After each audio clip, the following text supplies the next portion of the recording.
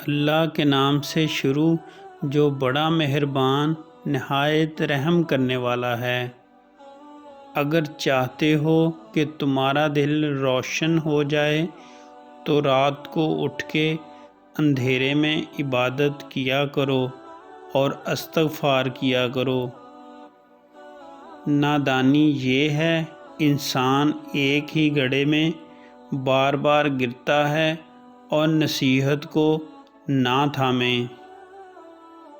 اللہ کی بارگاہ میں محبت میں کی ہوئی آہ دکھ میں کہی ہوئی آہ سے قیمتی اور مقبول ہوتی ہے۔ محبوب کے تابع ہونے کی وجہ سے محبوب کی ہر چیز بھی محبوب کی ہو جاتی ہے۔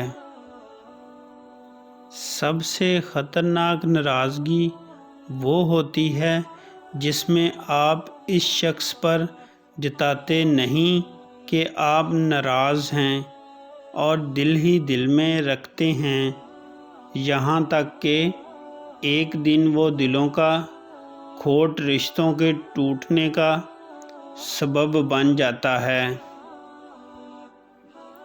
رزق اور موت کا خوف نہ رکھو، یہ اختیار صرف اللہ کے پاس ہے۔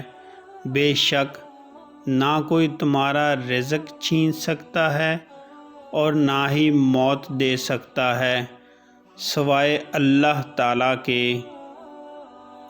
جس قوم میں سود پھیل جائے وہ قحط اور گمراہی کی مصیبت میں ڈال دی جاتی ہیں، اور جس قوم میں رشوتیں پھیل جائیں اس پر مرعوبیت کی نحوست ڈال دی جاتی ہے۔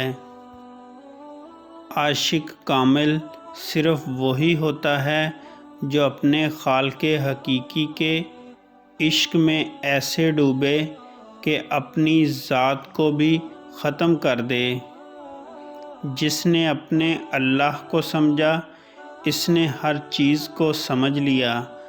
محبت سے خالی دل اس غار کے مانند ہے جس میں جانور بھی داخل ہونے سے گھبراتے ہیں۔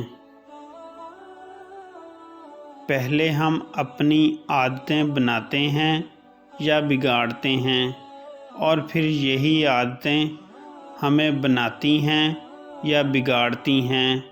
عادتیں یا تو بہترین غلام ہوتی ہیں یا بہترین آقا۔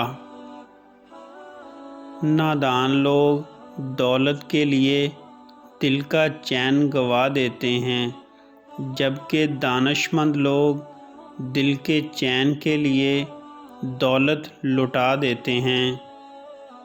عقل جیسی کوئی دولت نہیں اور جہالت جیسی کوئی غربت نہیں۔